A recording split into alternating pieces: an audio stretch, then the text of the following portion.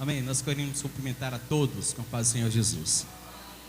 O Senhor está neste lugar. A Ele a honra, o louvor e a glória. Nós já tivemos aí nossos irmãos apresentados. Queremos dizer apenas mais uma vez, sejam muito bem-vindos. Que Deus possa abençoar rica e poderosamente a vida de cada um de vocês. Abra sua Bíblia, por favor, no livro de Marcos, capítulo de número 1. Marcos, capítulo de número 1.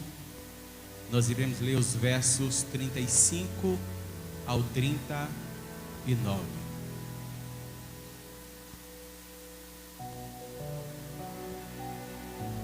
Amém? Marcos, capítulo 1, e os versos 35 e 39. Assim diz a palavra do Todo-Poderoso. Tendo se levantado alta madrugada, saiu e foi para um lugar deserto e ali orava. E procuravam-no diligentemente Simão e os que estavam com ele. Tendo-os o encontrado, lhes disseram: todos te buscam. Jesus, porém, lhes disse: vamos a outros lugares, às povoações vizinhas, a fim de que eu pregue também ali, pois para isso é que eu fui enviado. Então, foi por toda a Galileia, pregando nas sinagogas deles e expelindo os demônios. Eterno, poderoso e gracioso Deus, obrigado, meu Deus, por mais essa oportunidade que nos dá, Senhor amado, de nos reunirmos aqui com os meus irmãos, Pai amado, para adorar, para bendizer e para exaltar o Teu santo nome. Recebe o nosso louvor, recebe a nossa gratidão. O culto, Pai amado, que oferecemos continuamente, Senhor, é para Ti. E sem o Senhor, sem a Tua presença, sem a Tua direção, não tem razão nenhuma de estarmos aqui. Por isso, nós engrandecemos e exaltamos única e tão somente ao Senhor. Agora, mais uma vez, diante da Tua palavra, sempre repetimos, meu Deus, com muita sinceridade: confronta-nos com a Tua palavra. Que o Senhor possa nos dar graça, Senhor amado, para que nós compreendamos a Tua palavra e nos inclinemos diante dela, Senhor amado, com toda a obediência, com toda a submissão, e o Teu nome sempre será glorificado em nossas vidas e por meio dela. Nós Te pedimos assim, Senhor, por cada lar, por cada família aqui reunida nesta noite. No nome de Jesus, assim Te pedimos, agradecidos, no nome do Senhor Jesus Cristo. Amém, Senhor. Glória a Deus. Nós falamos a semana passada, neste mesmo livro, neste mesmo capítulo, sobre a pregação do Evangelho, o chamado de João, e falamos de João como pregador do Evangelho,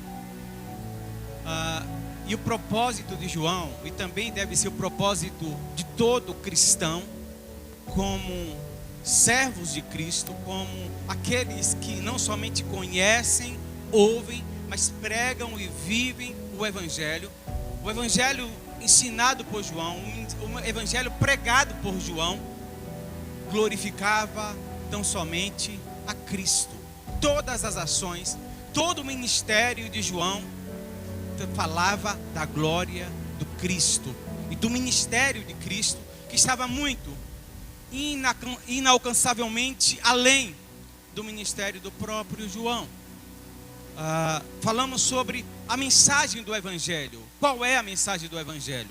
E qual é a resposta que o Evangelho exige? Uma resposta de arrependimento, de inclinação e de obediência a esse Evangelho, que revela a nossa fé no sacrifício de Jesus. E nós queremos então, ainda pensando de como Marcos vai trazer a sua narrativa acerca do Evangelho de Jesus.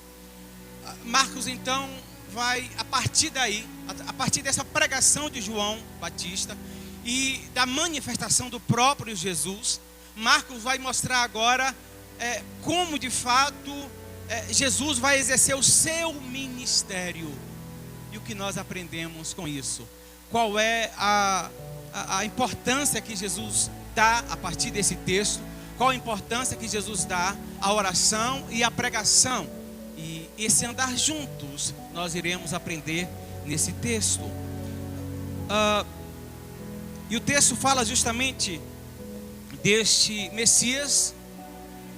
E Marcos vai apresentar Jesus Cristo, o Evangelho de Marcos, a narrativa de Marcos vai apresentar Jesus Cristo como o Messias, como o Filho de Deus, como o enviado, como o ungido de Deus. E ele vai provar, ele vai narrar justamente as ações de Jesus para provar, para mostrar que ele de fato é o Messias, que ele de fato é o Filho de Deus. E como é que Jesus se relaciona com o Pai e como ele então cumpre o seu chamado e o seu ministério. E Jesus de imediato nessa narrativa do texto que lemos vai falar qual é o propósito para o qual ele foi enviado.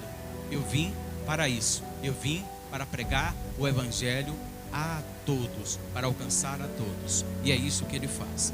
Mas sobretudo Marcos vai mostrar que todas as ações de Jesus, todos os milagres que ele faz, todas as palavras que ele prega, tudo que ele profere, está em total sintonia com aquilo que ele é. E como é que Marcos vai provar nesse Evangelho, no seu livro, que Jesus é o Messias? É mostrando o que ele faz e como ele faz. E a partir daí nós temos Jesus orando, nós temos Jesus sendo procurado pelas pessoas, e nós temos aí uma diferença entre o ministério de João e o ministério. Eu gostaria muito que os irmãos observassem isso ao ler o Evangelho, né? Tanto Mateus, como Marcos, como Lucas, como João. João com um pouco de diferença dos demais, mas todos eles que tratam acerca de João Batista, eles mostram as características do ministério de João Batista. Era um homem que se vestia diferente, que comia diferente, e que a maneira como ele pregava também era diferente. E as pessoas iam ao encontro de João para serem batizadas por ele, confessando os seus pecados. E a mensagem de João, volto a dizer, era uma mensagem de arrependimento, uma chamada ao arrependimento, e falando do juízo sobre aqueles que não se arrependessem dos seus pecados. E as pessoas iam ao encontro de João. E João pregava no deserto, e João estava sempre às margens do Rio Jordão, e as pessoas iam ao encontro de João. E nesse texto nós iremos ver que Jesus, depois de apresentado por João, depois de batizado por João, depois de iniciar de fato o seu ministério, ele inicia com uma oração. E o seu ministério ele dá uma importância tremenda à vida de oração, e ele incentiva os discípulos também a viverem assim. E diferente de João, Jesus vai a todos os lugares pregar o Evangelho. Jesus vai ao encontro das pessoas que necessitam ouvir o Evangelho. Então Jesus não fica apenas ali na região da Galileia. Jesus não fica apenas ali na região de Cafarnaum, onde tudo indica que ele passou a morar naquela cidade, e não foi na casa de Pedro. Mas Jesus, a partir dali, vai em todos os lugares. Em apenas um ano, Jesus tinha pregado em toda a Galileia, e agora vai para os lugares mais distantes, e ele vai ao encontro das pessoas para pregar o Evangelho a todos que precisavam ouvir o Evangelho. E como é que ele faz isso, de acordo com esse texto? Jesus, então, é apresentado por Marcos aqui como esse Messias a serviço do reino, e servir ao reino, servir ao Pai. Ele também é escrito como este rei humilde. assim como Mateus o faz. E aqui, agora Marcos mostra que esse Messias é humilde, está disposto a servir ao reino. E servir ao reino, de acordo com o que nós lemos em Marcos, é servir as pessoas, é ir ao encontro das pessoas, é atender a essas pessoas, sobretudo na sua necessidade moral e espiritual, mas também nas materiais, nas físicas, nas emocionais. E como é que ele serve? Então, o texto vai nos mostrar, de acordo com o versículo 35, por exemplo, que esse rei, ou esse Messias, que está disposto a cumprir o seu ministério, está disposto a não ficar parado, está disposto a cumprir todo o seu ministério, a pregar o evangelho, a alcançar essas pessoas, a salvar essas pessoas, a abençoar essas pessoas. Ele sempre viveu um relacionamento estreito com o Pai. Ele não consegue, e é isso que Jesus vai ensinar para os seus discípulos, vai ensinar para a igreja, que não dá para exercer o ministério, não dá para ser crente, não dá para exercer o ministério, não dá para ser cristão sem um estreito relacionamento com o Pai, com Deus, que nos chamou e que nos enviou. E o versículo 35 diz exatamente assim: tendo se levantado alta madrugada, e saiu e foi para um lugar deserto, e ali orava. Ele foi para um lugar deserto e ele orava ali. Nós iremos ver Marcos então apresentando Jesus como esse líder que tem um projeto definido, e ele faz de tudo, ele está sempre buscando. E nós estamos falando de Jesus, de alguém que é Deus, que é soberano, que é exaltado e que não tem necessidade de orar. Mas ele se aplica totalmente à oração. Ele não faz nada sem buscar ao Pai, sem se colocar diante do Pai. Ele entende que o seu ministério não é nada fácil, aquilo que ele veio cumprir não é nada fácil. Ele entende que a demanda é tremenda, ele entende que a jornada é longa, aquilo que ele enfrentaria de fato era algo desafiador, e ele está sempre achando tempo, e não somente aqui no início do ministério dele, ao decorrer de todo o seu ministério, ele vai buscar ao Pai em oração. Ou seja, ele enfatiza a importância da oração no seu ministério, e nós devemos aprender com ele. Nós não podemos ter sucesso nenhum, nós não podemos, de forma alguma, não temos condição de fazer nada que de fato agrade a Deus, se nós não tivermos um relacionamento estreito de oração com Deus. É preciso saber ou fazer das nossas vidas a oração uma ação prática, diária e constante. É interessante que Marcos não narra, não fala o que foi que Jesus orou ali, naquele lugar deserto. Nós temos vários relatos de Jesus orando, e pelo menos 3 dos discípulos estavam ali. Daí eles podem dizer o que de fato Jesus orou. E essa narrativa de Marcos vai mostrar, a preocupação de Marcos aqui não é mostrar o que Jesus estava orando, mas mostrar e enfatizar a necessidade que temos de orar, de falar com Deus e de estreitar o nosso relacionamento com Deus através da oração. Se nós de fato somos cristãos, somos imitadores de Cristo, se de fato nós temos como Senhor o Senhor Jesus Cristo, nós precisamos entender o valor e o poder da oração nas nossas vidas. E olha, como muitos acham e dizem e afirmam, olha que a oração muda o coração de Deus. Não, a oração muda o nosso coração e a nossa vontade para se adequar à vontade de Deus. a oração vai fazer muito mais bem para mim do que para Deus. A oração vai trazer muito mais benefícios para mim. E eu fico perguntando, que tipo de benefício a oração pode trazer para Deus, se não somente para nós? Nós precisamos entender e fazer da oração essa prática, desejando e buscando ardentemente a glória e a presença de Deus na nossa vida. Eu entendo que nenhum de nós, exatamente nenhum de nós, está na igreja, foi chamado por Cristo para não ser nada, para não fazer nada. Todos, exatamente todos vocês, têm um ministério, têm um chamado específico. Nós falávamos na semana passada, por exemplo, de João, e de fato a gente tem algo diferente desde o seu nascimento, da sua geração, do seu nascimento. Aliás, no nascimento de João, e quando ele nasce, aquela ação toda, e percebe-se então algo diferente, algo sobrenatural, e perguntava o que virá a ser esse menino.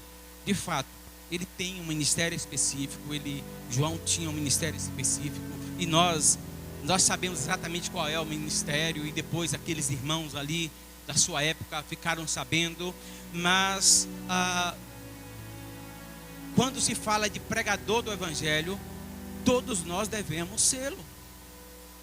Todos nós devemos ser esses crentes compromissados com o evangelho, que vive o evangelho, que anuncia o evangelho, que prega o evangelho e que glorifica a Cristo.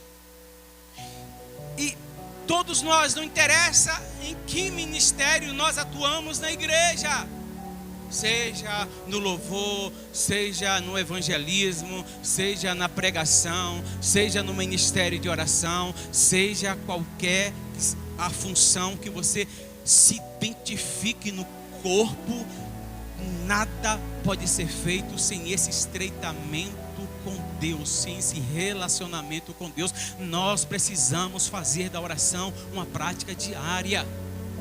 Nós precisamos entender que a oração faz parte das nossas vidas. Nós não podemos de forma alguma viver sem oração. Nenhum ministério que não se dedique à oração prosperará devidamente. Nós temos uma frase muito linda em um dos livros do nosso John Charles Halley, que ele diz que que o nosso mestre era tão comprometido com a oração, que o seu mestre, que o Senhor Jesus era tão comprometido com a oração, que não dá para os seus servos não valorizar a oração. Se Jesus orou, quanto mais eu. Então Jesus vai para esse lugar deserto, e Jesus estava em Cafarnaum, e é bom informar isso para os irmãos, que tinha várias vilas, e era um povo que levantava muito cedo para ir trabalhar. Então Jesus estava sempre muito apertado ali em Jerusalém, em qualquer lugar que ele fosse, em Cafarnaum, qualquer lugar que ele fosse, a partir de 6 horas da manhã tinha muita gente. E ele tem essa necessidade desse a sós com Deus, deste momento. Ele valoriza esse momento de a sós com Deus. E o texto me informa que ele levantou de madrugada, e ele foi para um lugar deserto para estar falando com Deus em oração. E quando vem de lá, que é procurado pelas multidões, os discípulos procuram diligentemente, e então vai o encontra, e ele diz: olha, eu não posso ficar somente aqui, eu tenho que pregar em outros lugares, vamos para outros lugares. Então a oração de Jesus está bem ligada e inseparavelmente do seu ministério. Ele vai pregar o evangelho. Antes ele ora, durante ele ora, e no final do seu ministério ele vai orar com os seus discípulos e gerando esse sentimento, esta ação, essa diligência na vida dos seus discípulos. Que nós possamos desejar, irmãos, né? Possamos ter esse mesmo desejo de estar tão inseridos no reino, vivendo esse reino, pregando esse reino, anunciando esse reino, mas que o nosso maior desejo seja esse relacionamento com Deus, que nós desejemos Deus de tal forma, que nós desejemos a glória de Deus de tal forma, que nós não consigamos fazer nada, nem mesmo as coisas do nosso dia a dia, sem buscar a direção dEle, sem buscar a presença dEle, sem estar diante dEle, que nós não ousemos a dar um passo sequer na nossa vida, sem essa direção e sem a presença de Deus. Jesus desejava ardentemente essa comunhão com Deus, e Ele demonstra isso para os seus discípulos. Jesus sempre foi diligente e zeloso na pregação e no serviço do Senhor. Versículos 36 e 37 dizem assim: procuravam-no diligentemente Simão e os que com ele estavam. Tendo-o encontrado, disseram-lhe: todos te buscam. Versículo 38. Jesus, porém, lhes disse: vamos a outros lugares, às povoações vizinhas, a fim de que eu pregue também ali, pois para isso foi que eu vim, ou para isso foi que eu fui enviado. Nós percebemos um Senhor, um Messias, um Deus zeloso, ou diligente, que faz as coisas exatamente como devem ser, e tem o cuidado e o zelo de que se faça tudo com cuidado. Os discípulos, então, olha só o que isso gera nos discípulos.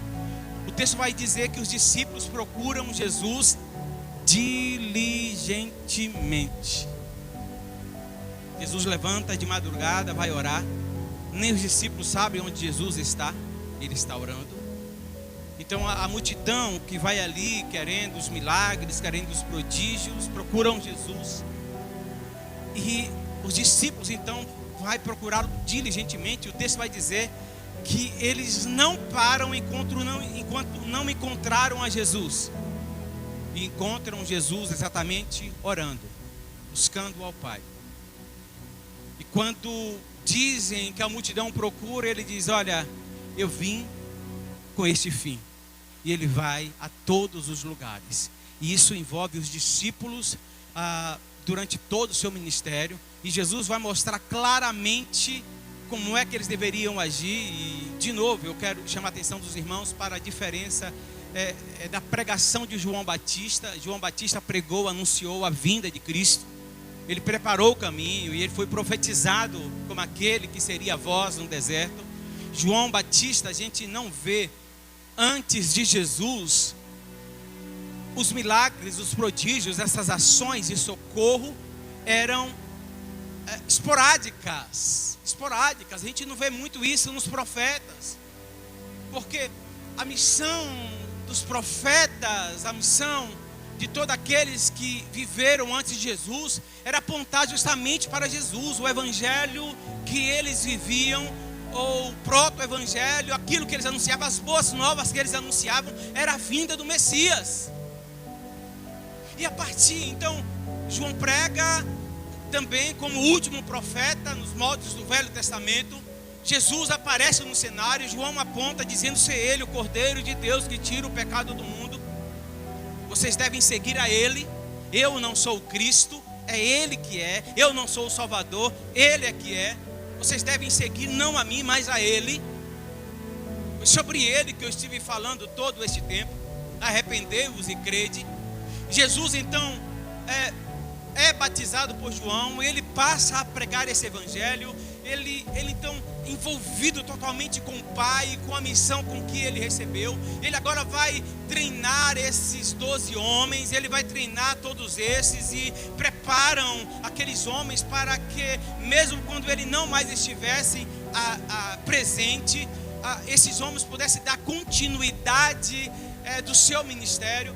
Então Jesus passa a pregar o evangelho, ele vai em todos os lugares e ele chama essas pessoas ao arrependimento. Ele anuncia: eu sou o caminho, a verdade e a vida. Essa é a mensagem de Jesus. Eu sou o cumprimento da promessa das boas novas. Eu sou o Cristo, eu sou o Filho de Deus. Essa é a mensagem de Jesus, chamando, como relata Mateus: vinde a mim todos vós que estáis cansados e oprimidos, eu vos aliviarei. Tomai sobre vós o meu jugo. Essa é a mensagem de Jesus. E ele faz com uma diligência maravilhosa. Ele prega o evangelho, ele ora, ele tem essa comunhão com o Pai e com os seus discípulos também. E ele passa então a atender as necessidades dessas pessoas, a ajudar essas pessoas. Então, diferente daquilo que nós muitas vezes ouvimos afirmar, que o evangelho de fato não é um evangelho de alta ajuda, mas é essa ajuda do alto.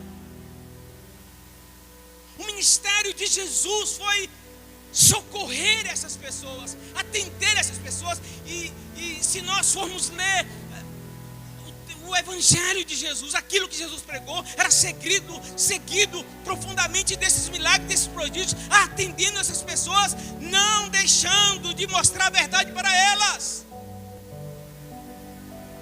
Aí João, o evangelista João, vai trazer uma narrativa, por exemplo, daquela mulher, aquela prostituta, em que está para ser apedrejada. E Jesus então, pressionado pelos fariseus, pelos religiosos, tentando pegar ele, os irmãos conhecem bem o texto. Jesus então confronta-os com a verdade. Aquele que estiver sem nenhum pecado, lance a primeira pedra. Aquelas pessoas vão saindo de fininho, porque sabem, encontram-se pecadores e sabem que precisam de arrependimento, de perdão divino. E Jesus dirige-se então àquela mulher, pergunta pelos seus acusadores, e ela olha e não vê ninguém ali. E talvez isso ficasse sem ser entendido se não fosse as palavras de Jesus. Como é que pode? Uma mulher prostituta, Jesus deixou ir assim? Não, ele diz: olha, também não te condeno. Agora vá e não peques mais, mude de vida. Então esse evangelho que confronta é o evangelho da graça. Nós iremos ver Jesus curando pessoas. E esta é uma grande diferença do ministério de Jesus. E isso comprova, de acordo com Marcos, João também trabalha com esta questão.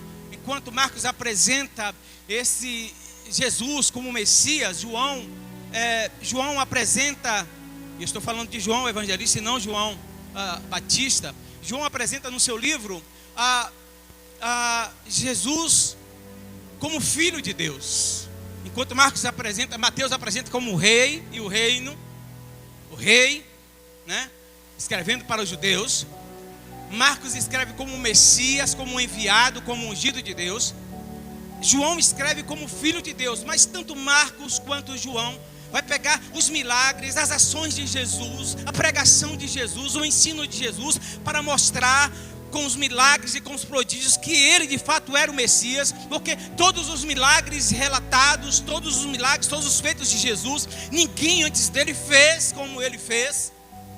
E a partir dali nós entendemos que a pregação do evangelho, de acordo com Jesus, também é seguido de milagres e de prodígios. Nós não podemos de forma alguma negar isso. O evangelho é seguido, da pregação do evangelho é seguido dessa intimidade com Deus em oração. E ele nos deu autoridade. A autoridade que temos não é em nós mesmos, mas a autoridade que temos é a autoridade de Cristo, a autoridade do evangelho. E nós devemos pregar com autoridade e saber que nós temos derramado sobre nós, autorizado sobre nós, autoridade para repreender demônios, para curar enfermidades, para orar pelos enfermos, porque isto foi dito por Jesus, e ele ensinou: olha, e de pregar o evangelho a toda criatura. E ele diz assim: eis, depois de curar cegos, depois de fazer prodígios, depois de pregar o evangelho, depois de salvar pessoas, depois de orientar pessoas, depois de conduzir pessoas, depois de abrir os olhos espirituais de pessoas para que enxerguem a verdade e a necessidade que tem de arrependimento, ele também faz milagres e prodígios. E ele diz: olha, estas coisas ou essas obras vocês também farão. Vocês farão as mesmas obras que eu faço, e ainda maiores farão. Jesus está falando da obra de salvação. Quem é que pode fazer algo maior do que Jesus? Jesus está falando desse dia a dia do evangelho, dessas ações, dessas ajudas, desses socorros que a igreja precisa operar. E eu estou falando não somente física, mas espiritual, emocional, social. Nós precisamos pregar um evangelho completo e viver e saber que temos à nossa disposição como igreja isto. É claro que nós não iremos enfatizar o que acontece muitas vezes, que as pessoas só querem os milagres, só querem os prodígios, assim como essas pessoas iam ao encontro de Jesus. Nós devemos pregar e anunciar a verdade da necessidade real de cada pessoa, e de mostrar que somente Jesus pode salvá-las, perdoá-las e levá-las para o céu. Mas nós também fomos revestidos deste poder. Percebam muito bem, Jesus diz: olha, é necessário que eu vá a outros lugares, pregar o evangelho, pregar as boas novas. E Jesus sai dali pregando em toda a circunvizinhança. E o que nós temos disto é oração, pregação do evangelho, uma chamada ao arrependimento, crede, porque é chegado o reino de Deus. Essa é a mensagem de Jesus.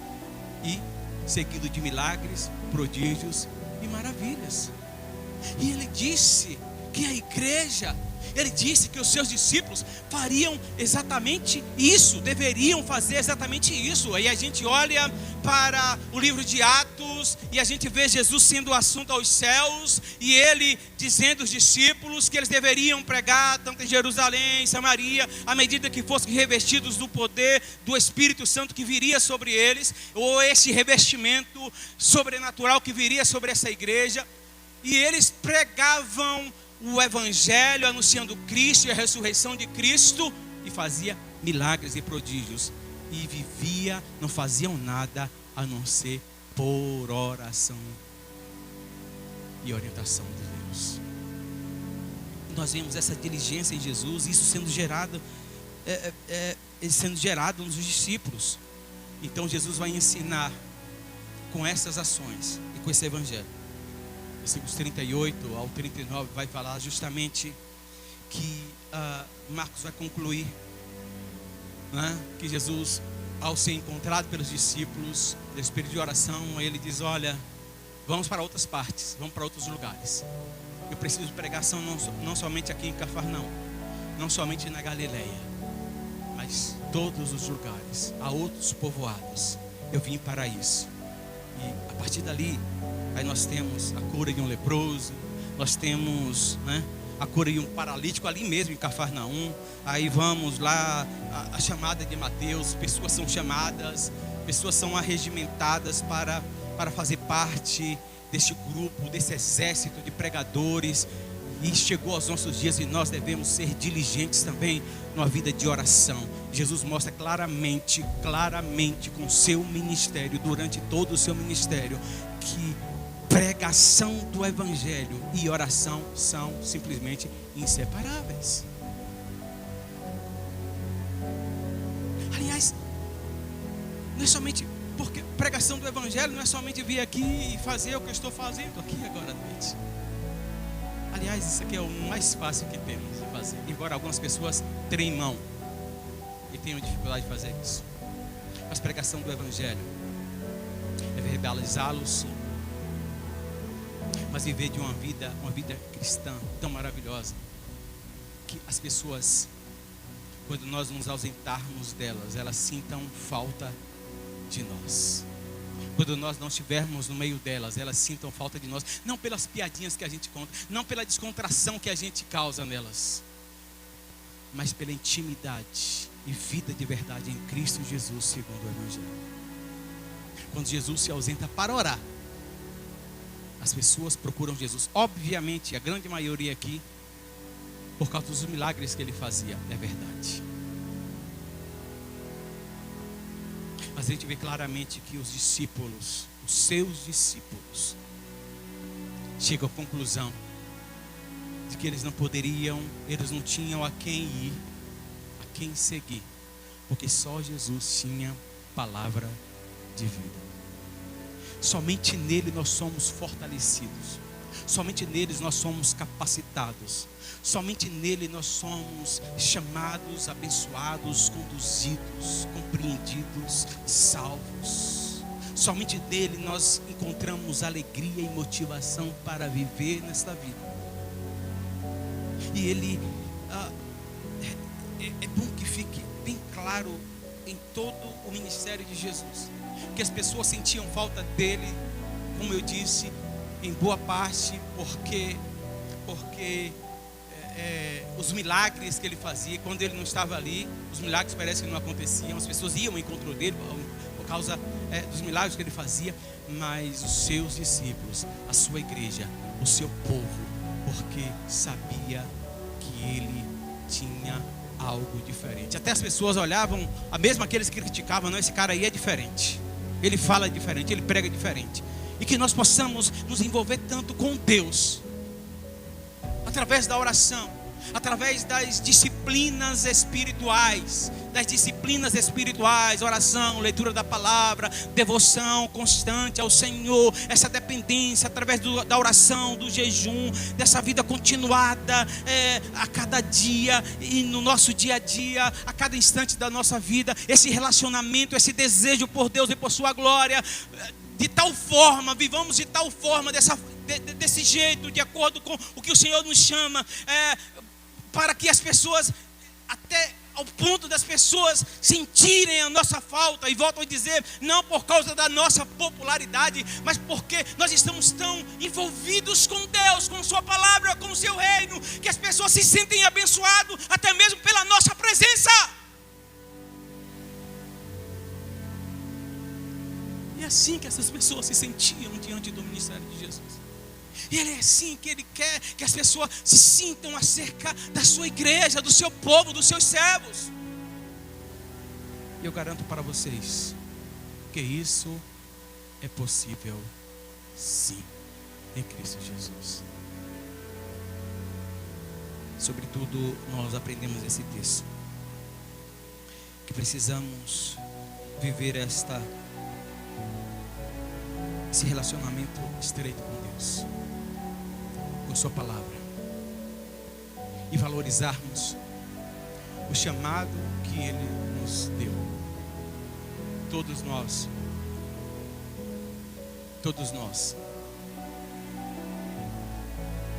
somos chamados para falar da glória de Cristo, não sem antes vivermos a glória dele na nossa própria vida. Todos nós somos chamados, todos, exatamente todos, somos todos chamados para falar da glória, do poder desse Cristo Salvador, do seu Evangelho. Não, exatamente não, de forma alguma, sem antes vivermos na nossa própria vida essa intimidade, esse poder e essa graça e essa glória. Nós estamos vivendo tempos em que, estou falando de maneira generalizada, obviamente, parece que as pessoas não desejam tanto a glória de Deus. Nós queremos tantas coisas nessa vida, e a glória de Deus não está sendo tão desejada como outrora parecia que era. Nós temos dito de um texto que fala que Deus reclamando do seu povo, dizendo: eu estive com os braços abertos E eu queria abraçar vocês, mas ninguém veio me abraçar, ninguém veio receber o meu abraço. Eu queria tanto abençoar e atender as orações de vocês, mas ninguém esteve ali para buscar minha oração. O texto vai falar que Deus está desejando revelar a sua glória, manifestar a sua glória na vida do seu povo, mas o seu povo está envolvido com tantas coisas que Deus não tem feito aquilo que Ele quer fazer nas nossas vidas. Nós achamos tempo para tudo.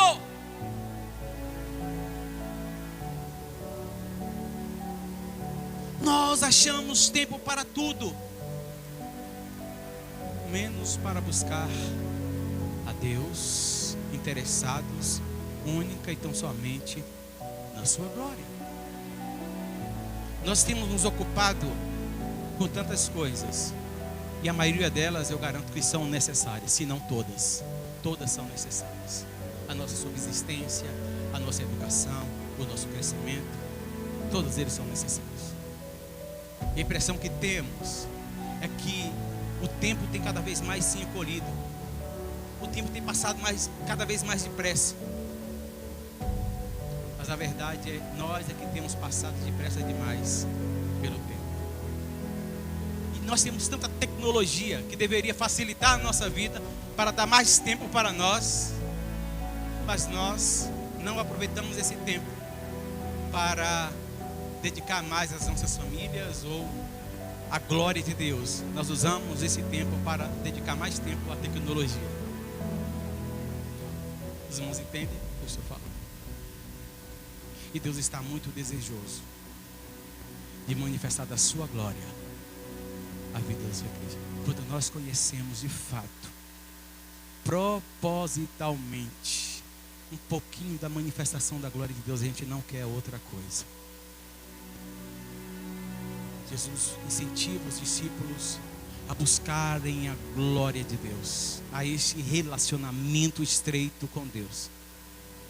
E Deus vai cuidar de todas as outras coisas. Vamos colocar em pé em nome de Jesus.